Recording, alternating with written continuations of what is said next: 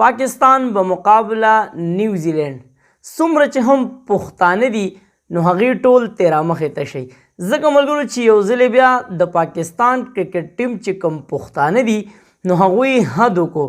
حد یې څنګه وکړو ملګرو؟ د پاکستان او د نیوزیلینډ چې کوم دویم اوډیايي میچ و نو په هغې کې فخر پښتونخوا، فخر مردان، فخر زمان ملګرو ناقابل شکست 180 رنز وکړل ملګرو، او د ټولو پښتنو سر یې د فخر نه چوت کو.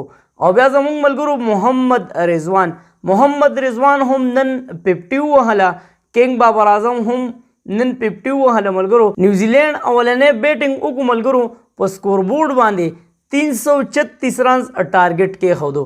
څنګه چې په تېره ویډیو کې تاسو ته موږ ویلي ملګرو چې د راولپنډي چې کوم سټیډیم دی نو د 330-350 پورې به ټارګټ ورکې نو هله به ته میچ بچ کې. خو څنګه چې ملګرو تاسو وکتل چې نن نیوزیلینډ په هغه خبره باندې عمل کړی و، 336 رنز ټارګټ یې پاکستان له ورکو. خو دلته ملګرو په پاکستان په ټیم کې پښتانه دي چې هغوی د دې ملک دپاره گیم کوي، هغوی کوشش کوي چې د دې ملک نوم روښانه شي. نو الحمدلله ملګرو هغه چې کوم 336 رنز ټارګټ و نو هغه چا راواړو ملګرو؟ پاکستان راواړو. او په دې سیریز چې کوم 15 میچو سیریز دی نو په هغې کې واضحه برتري په 2-0 باندې حاصله کړه. بیا ملګرو ویننګ چې کوم شاټ دی نو په 13 میچ کې هم د چا نصیب شوی د فخر پښتونخوا محمد رضوان، او بیګاني میچ کې هم ملګرو فخر پښتونخوا محمد رضوان هغه ویننګ شاټ ووهو.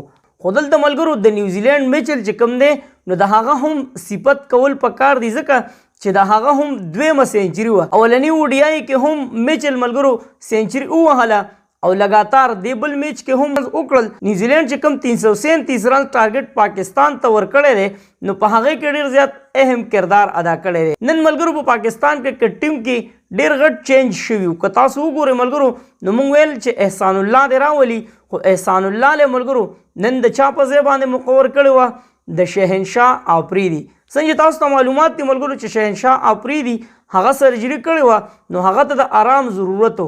او بیا چې څومره هم د کرکټ ایکسپرټ دي نو هغوی به په دې خبره باندې زور ورکو چې شهنشاه آفریدي له آرام پکار دی، ځکه چې یو ډېر غټ یونټ را روان دی. هغه څه دی ملګرو د اوډیايي ورلډ کپ، نو هغې ته دله ریسټ ورکول پکار دي. نن یې ملګرو ډینجرمین احسان الله له مقرر کړی و ملګرو، خو بدنصیبي نن بیا ملګرو احسان الله ونه چلیدو.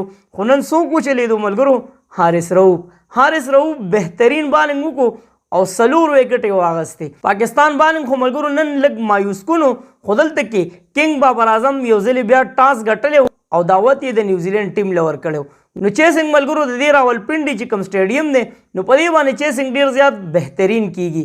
او بیا تاسو ته موږ په تېره ویډیو کې هم ویلي ملګرو چې کله په دې پیچ باندې یو بیټسمین ودرېږي نو بیا د بالرانو نه وارو پار خطا وي، چیرې اوس په کومه طریقه موږ د ده نه بال خطا کړو. نو نن څنګه تاسو وکتل ملګرو اول که د میچل بیټینګ وګورئ نو د پاکستان بالرانو نه وارو پار خطا کړی، چیرې په کومه طرف باندې موږ میچل ته بال وکړو چې د ده نه مس کړو نو هغه هم سینچري وواله.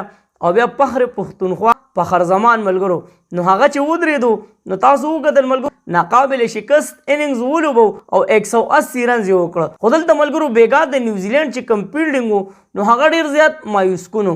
کم انګلیش ټیمان چې دي ملګرو نو د هغوی فیلډینګ ډېر زیات صفت کیږي.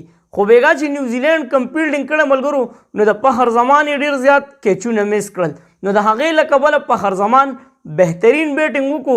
څومره چې هم پاکستانیان دي او بیا خصوصا پښتانه دي، ځکه ملګرو چې زموږ پښتنو یو ځلې بیا حد وکړو او میچ یې پاکستان ته وین کو.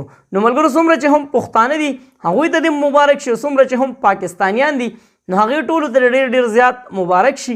پاکستان الحمدلله دویمه ګټه هم ترلاسه کړه د نیوزیلینډ خلاف.